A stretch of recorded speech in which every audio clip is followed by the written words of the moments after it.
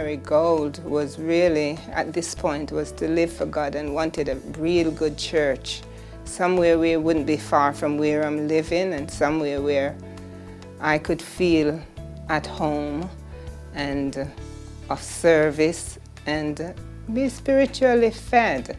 Just go into Walmart one day, you know, it was like something just drew me to this young lady, and I didn't ask her any question. I just said to her, I would like to come to church with you. I didn't ask her anything about church, where she goes to church or anything. And she looked at me really weird. I said, I'm pretty new here in Florida and I'd love to come to church with you, and she agreed. I got out of the car and I saw just the back of that place. I just started to rejoice because the whole vision came back. I didn't see the front of the church, but the back of the church was the exact fencing that I saw in my dream, and it was so clear. I just started to dance. I come into the sanctuary. They were at the care center, and it was so packed. And the magnitude in the worship, it was exactly in the vision it was that I saw, and I was in awe. But I remember in the dream there was a baptism almost as soon as I started in the vision, and almost as soon as I got into church. I think it must have been the end of Sunday school, there was a baptism. And during the message, there was another baptism. And after the message, there were baptisms. So 3 baptisms at least I witnessed that morning.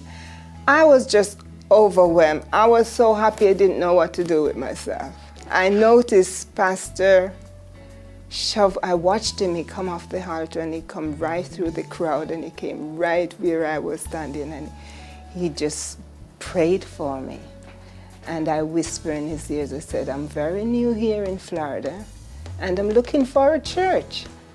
He says, well, you need to look no further. And that's where my journey began with Pentecostal Tabernacle. One night coming to church, I have an accident outside of church. And I remember Pastor was one of the first person to open the car door after the car spun out of control. It was just spinning. And after it spun out of control and stopped, he was the first one to open the car door and prayed for me. I felt something as if a piece of the glass was in my eye, so I just held it. When I recognized my eye was popped out, it was coming out of my head, so I had to use my hand to hold it in place. And that was something.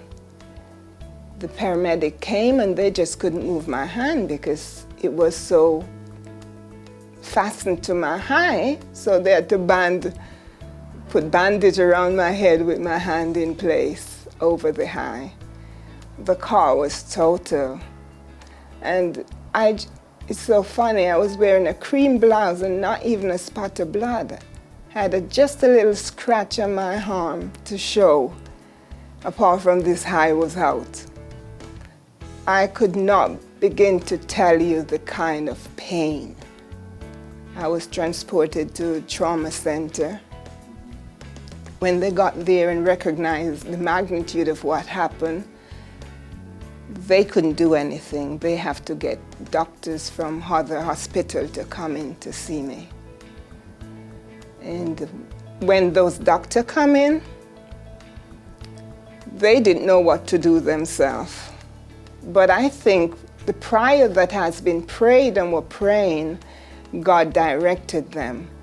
They had to literally cut the corner of my eye while I was awake to put back the eye in place. Well, just temporary, so that it wouldn't be still hanging out. After it was back in place, it was like sunshine. I felt as if like I was a flower just opened up. everyone started to clap because I wasn't climbing the wall anymore in pain. But that was just the beginning of this story, because I couldn't see anything. Or, yes, I could see, but I just see millions of everything. If I'm looking at you, it would be 1,000 of you. I wouldn't be able to touch you personally because I wouldn't know which one of the picture to touch. They decided they were going to do surgery, but I guess to be on the safe side, they told me 6 surgeries, 5% chance of seeing.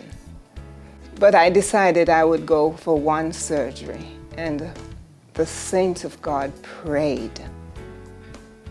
The saints of God prayed. I remember a group came to the house and they prayed for me the night before surgery. And the next morning, surgery was scheduled for 4 hours, and I was out in 2 hours. Every surgery they had for that day was canceled because everybody wanted to be a part of this surgery. They had the camera in, they asked permission, they needed to follow me all the way to see what was happening. So in essence, it seemed like they said that they had to guess what to do. So yes, it is a miracle. It is a miracle, and my sight was restored 20/20, better than it was before the accident. The Lord has appointed Pastor and Sister Stewart for a time as this. I would like to encourage them to continue to focus on Jesus. You know, the sign focus on Jesus, for me it is very powerful because they are focusing and they will not lose sight of Jesus. This ministry will continue to be a light in this, not only in this community, but really throughout this world. You know, from time to time, I would go back to England, and they're very loved in my family and other family. And they have never been to the church that I would go visit in England or go back to in England. And everyone would ask, how is your pastor? How is his wife? How is Pentab? There are people there that after the day service at church, we would run home, and they don't just do it because I'm there. We would go home to watch Sunday morning service here. Thank God for the technology age. And other churches that I would go to, and people who heard of my testimony and heard of this wonderful man of God. Everybody just love him. Some don't know him, but they just hear about him, hear about Pentab. And Pentab is a worldwide assembly, because there are people who worship and love this ministry. God is moving in here.